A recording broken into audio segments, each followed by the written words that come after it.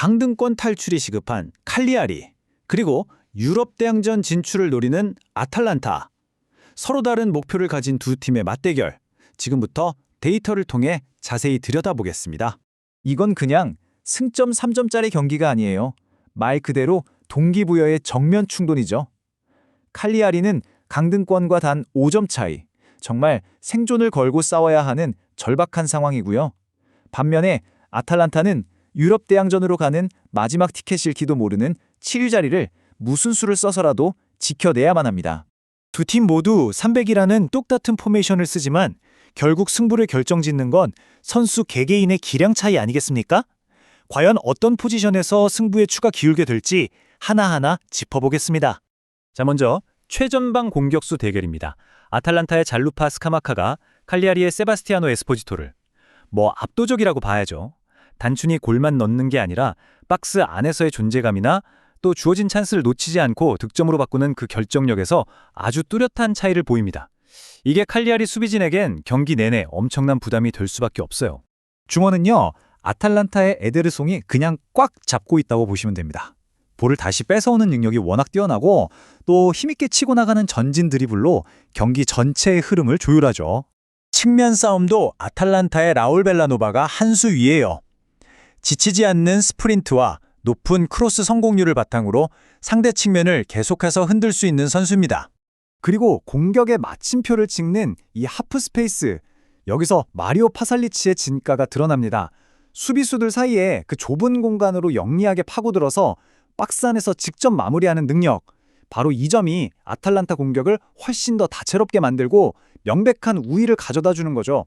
아탈란타의 우위는 여기서 그치지 않습니다. 수비 쪽을 보면 짐시티가 미나보다 훨씬 더 영리한 위치 선정으로 수비 라인을 이끌고요. 스칼비니는 제페드로를 상대로 공격으로 나가는 패스나 1대1 마크 양쪽 모두에서 압도적인 모습을 보여줍니다. 심지어 골키퍼까지도요.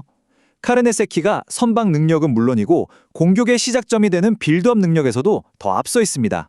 자, 이렇게 선수 개개인의 기량 차이가 뚜렷한데 이게 팀 전술로 들어가면 어떻게 될까요? 여기서부터가 진짜 재밌어집니다. 두 팀의 축구 스타일은 완전히 정반대거든요. 우선 칼리아리는 일부러 공을 상대에게 내주는 전략을 씁니다. 보세요. 평균 점유율이 46.8%밖에 안 되잖아요. 수비 라인을 최대한 내리고 버티다가 단순한 역습 한 방을 노리는 건데, 문제는 이 전략이 경기당 1골을 넣는 동안 1.42골을 실점하는 아주 비효율적인 결과로 나타나고 있다는 겁니다. 반면에 아탈란타는 어떨까요? 정반대죠. 아주 끈질기게 맨투맨을 기반으로 강하게 압박합니다. 중앙 미드필더들은 패스 성공률이 81%가 넘고 수비진은 경기당 실점이 0.88골에 불과할 정도로 아주 단단합니다. 자, 그럼 이런 전술 컨셉들이 실제 경기 결과로 이어지고 있을까요? 이제부터는 진짜 속살을 들여다볼 시간입니다. 바로 기대 득점 XG와 기대 실점 XGA 데이터를 통해서 양팀의 진짜 경기력을 확인해 보겠습니다. 이게 칼리아리의 최근 5경기 데이터인데요. 딱 봐도 패배가 많죠? 특히 눈에 띄는 건 기대 실점, 즉 XGA 수치가 굉장히 높다는 거예요. 쉽게 말해 수비가 엄청나게 흔들리고 있다는 신호입니다. 그래서 진짜 핵심은 이겁니다. 칼리아리는 4.82골은 넣을 수 있는 기회를 만들었는데 실제로 넣은 건 3골 뿐이었어요. 계산해보면 마이너스 1.82. 이건 그냥 운이 없었다 수준이 아니라 팀의 고질적인 비효율성이 있다는 걸 보여주는 거죠. 그런데 아탈란타를 보면 이야기가 완전히 달라집니다. 여기 보세요.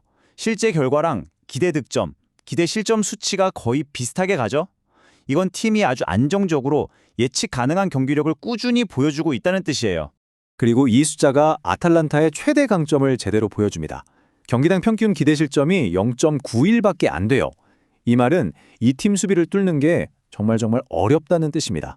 자, 지금까지 분석한 데이터에다가 과거 상대 전적, 그리고 현재 팀 상황 같은 변수들까지 더해보면 경기 양상이 훨씬 더 선명하게 보이기 시작합니다. 상대 전적은 거의 일방적입니다. 칼리아리 홈이 원정팀의 무덤으로 불릴 정도인데도 아탈란타는 최근 6번 원정에서 무려 5번을 이겼어요. 이건 단순한 전력 차이를 넘어서 심리적으로도 완전히 압도하고 있다는 얘기죠. 칼리아리는 설상가상으로 핵심 선수들의 부상이라는 악재까지 겹쳤습니다. 베테랑 공격수 레오나르도 파블레티가 빠지면서 공격 효율이 20%나 떨어지고 단순하게 롱볼을 때려 넣는 옵션 자체가 사라져버리는 거예요. 아탈란타의 상황은 조금 복합적이에요. 좋은 소식, 나쁜 소식이 같이 있죠. 센터백 이삭 히엔이 돌아오면서 수비는 10%더 단단해지겠지만 컵 대회에서 120분 연장 혈투를 치렀기 때문에 경기 막판 기동력은 한 15% 정도 떨어질 겁니다. 자, 그럼 이제 결론을 내릴 시간입니다. 선수 개인 기량부터 팀 전술, 최근 폼, 그리고 외부 변수까지 이 모든 데이터를 종합했을 때 저희 모델은 어떤 결과를 예측하고 있을까요? 가장 확률이 높은 두 가지 시나리오를 지금 바로 보여드리겠습니다. 보시는 것처럼 가장 확률이 높은 건 56%의 아탈란타의 아슬아슬한 승리고요. 그 다음이 28% 확률로 무승부입니다. 가장 유력한 예측은 아탈란타의 1대0 승리입니다. 생각해보세요. 아탈란타 수비는 철벽인데 칼리아리는 주전 공격수까지 빠졌죠. 그렇다면 아탈란타가 어떻게든 한 골을 넣고 체력 안배를 하면서 경기를 마무리 지을 확률이 통계적으로 가장 높다는 결론이 나옵니다. 두 번째로 가능한 시나리오는 1대1 무승부입니다. 이건 아탈란타의 체력 문제 때문인데요. 경기 막판에 피로가 쌓이면서 순간적으로 수비에 균열이 생기고 칼리아리가 그 틈을 놓치지 않고 골을 넣는 그림이죠. 하지만 칼리아리 역시 수비가 불안해서 클린시트를 기록하기는 거의 불가능하다고 봐야 합니다. 네, 그래서 데이터가 가리키는 가장 유력한 시나리오는 아탈란타의 1대0 신승, 그리고 그 다음은 1대1 무승부였습니다. 오늘 영상 역시 최근 흐름과 핵심 데이터를 바탕으로 꼼꼼하게 승무패를 예측해보았습니다. 채널을 응원해주시는 슈퍼땡스는 더 질 좋은 분석을 제공하는데 큰 원동력이 됩니다. 제가 준비한 분석은 참고용으로 활용해주시고 최종 선택은 구독자님들의 날카로운 판단에 맡기겠습니다.